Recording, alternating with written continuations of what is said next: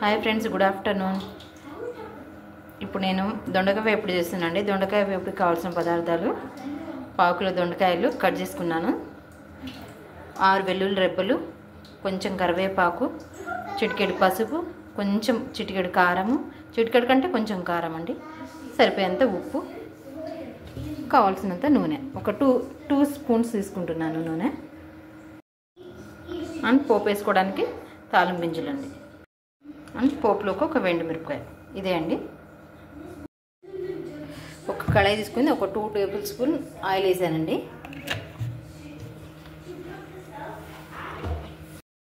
Oil వేడెక్కిందండి. Oil వేడెక్కగానే first మనం దొండకాయలు తీసుకోవాలి. ఇది నా స్టైల్లో చూపిస్తున్నానండి. ఆయిల్ వేడెక్కేసింది, దొండకాయలు తీసుకున్నాను. ఇప్పుడు ఒకసారి దొండకాయలు తీసుకుందామండి.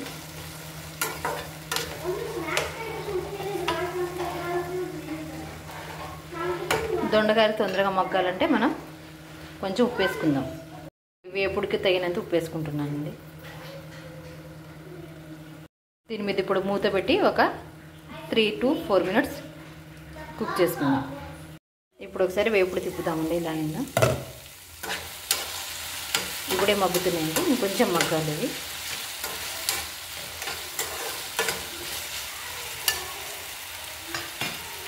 ఇప్పుడు మళ్ళీ మూత పెట్టేద్దాం మగ్గడానికి. ఈ వేపుడు దొండకాయలు మగ్గేంత లోపల మనం ఈ వెల్లుల్లిని కొంచెం దంచుకుందామండి. కచ్చాపక్కగా దంచుకుందాం. ఈ దంచుకున్న వెల్లుల్లిని ఇప్పుడు ఈ వేపుడులోకి వేసుకుందామండి, దొండకాయల్లోకి.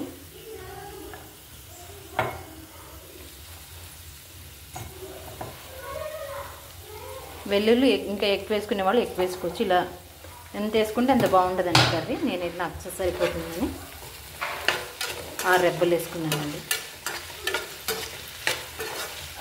ఇప్పుడు ఇదంతా మగ్గాలి. ఇంకో 2-3 minutes మగ్గితే తర్వాత వేరేదిద్దాం. ఇప్పుడు ఒకసారి మూత తీసి చూద్దామండి దొండకాయలు వేయాలి లేదో. వేగుతూ ఉన్నాయండి, కొంచెం పడతాయి టైము.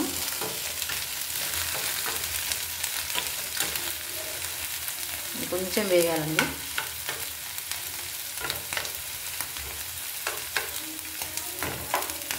గార్లిక్ మంచి స్మెల్ వస్తుందండి వేగుతుంది కాబట్టి. ఈ వేగే దాంట్లోకి కొంచెం ఇప్పుడు నేను ఫస్ట్ తాలింపు వేయండి, ఇలా మధ్యలో వేస్తాను. ఇలా వేయడం ద్వారా మనం గింజలు కూడా మాడిపోకుండా, తాలింపు గింజలు కర్రీ మంచి టేస్ట్ అనిపిస్తుంది. పప్పు గింజలు ఉన్నాయండి, అవి ఎక్కువ మాడిపోవండి. ఇలా వేస్తే చాలా మంచిగా అనిపిస్తుంది. ఇప్పుడు దాంట్లోకి తాలింపు గింజలు వేసేసామండి. ఇప్పుడు కొంచెం చిటికెడు పసుపు వేసుకుందాం. కొంచెం పసుపు, ఒక ఎండుమిర్చి,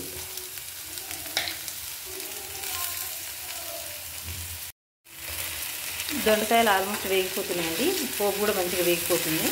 ఇప్పుడు దీంట్లోకి గ్యాస్ సిమ్లో పెట్టేసి దీంట్లో కొంచెం కారం,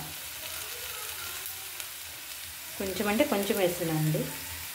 కొంచెం చిటికెడు కంటే కొంచెం ఎక్కువ కారం. ఒకసారి తిప్పేసుకోండి.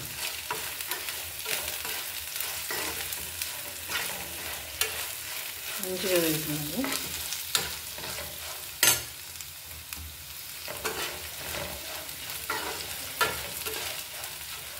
స్మెల్ అయితే ఇప్పుడే తినాలన్నట్లు వస్తుందండి. దీంట్లోకి నేను పప్పుచారు చేశానండి. పప్పుచారు, ఇది ఒక రోటి పచ్చడి చేశాను. 3 వేసుకొని ఈరోజు మధ్యాహ్నానికి అయిపోతుందండి. దీంట్లో కొత్తిమీర చల్లుకుంటున్నానండి. కొత్తిమీర, కరివేపాకు లాస్ట్లో వేస్తున్నానండి. ఇలా వేస్తే ఇవి మాడిపోవు, మంచిగా టేస్టీగా అనిపిస్తుంది తినేటప్పుడు. ఒక నిమిషం పాటు ఇలా తిప్పుకుందాం.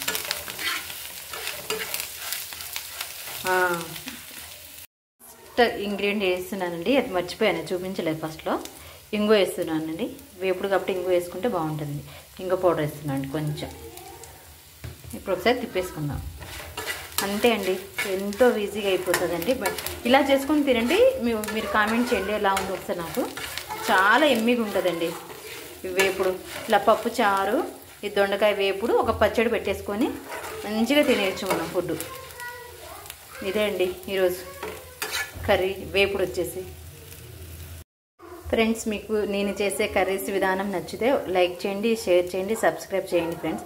ఒకసారి ఇలా ట్రై చేసి చూడండి, మీకే అర్థమవుతుంది ఎంత బాగుంటుందో.